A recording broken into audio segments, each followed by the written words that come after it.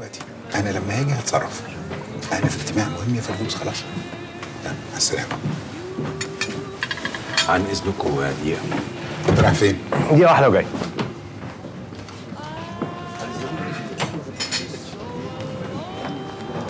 قول يا مراد. هو ليا فيلا في الكومباوند الجديد ولا لا؟ الكومباوند وصاحب الكومباوند تحت امرك يا معالي الوزير. احنا بحاول اعطولي خبر حلو زي ده وانا هرفض لك طلب. يا شفيق. ايوه احمد، جبت العربية؟ 5 minutes. اوكي. لو احمد اتاخر انا ممكن اوصلك. هو حضرتك بتشتغل سواق بعد الظهر؟ لو واحده زي القمر انا بشتغل اي حاجه. مختار ناصر. وانا مالي؟ لا وانا مالي ايه؟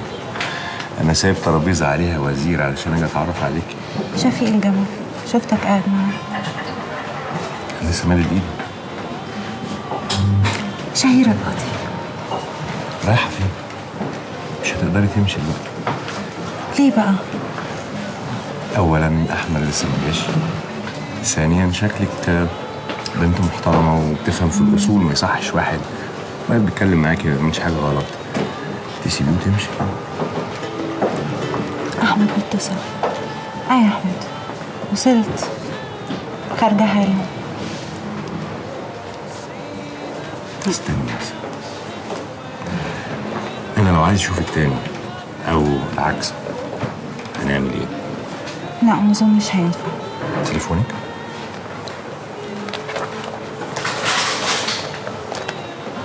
وهمشي.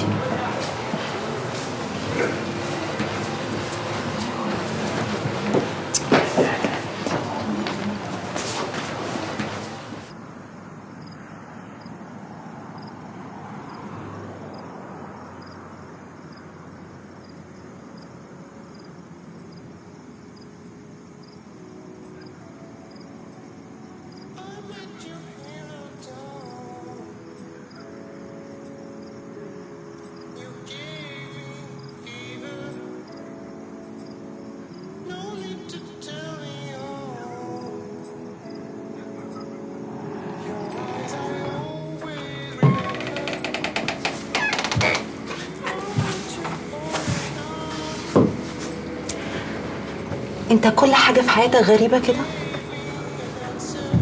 اشمعنى؟ يعني بيتك، سرير الغابة اللي انت نايم عليه ده. تحبي تجربيه؟ لا، اخاف اقع. ما انت وقعتي واللي كان كده. انت عارف، اول مرة شفتك من شهر قررت ما اعملش كده. وانا اول مره شفتك قررت اني لازم اعمل كده. انا مش قادرة اصدق ان انا في بيتك. يا ترى انت بتقول عليا ايه؟ نفس اللي قلت عليكي اول ما شفتك. ست جميله قوي وعجباني قوي. انت تعرف ستات غيري كتير صح؟ مش كتير. بصي، انا ممكن ارتبط بواحده بس وممكن كمان اتجوزها، بس لازم اكون حاسس اني عايز اعمل كده. فهمتي؟ ودلوقتي حاسس بايه؟ دلوقتي انا حاسس اني جعان.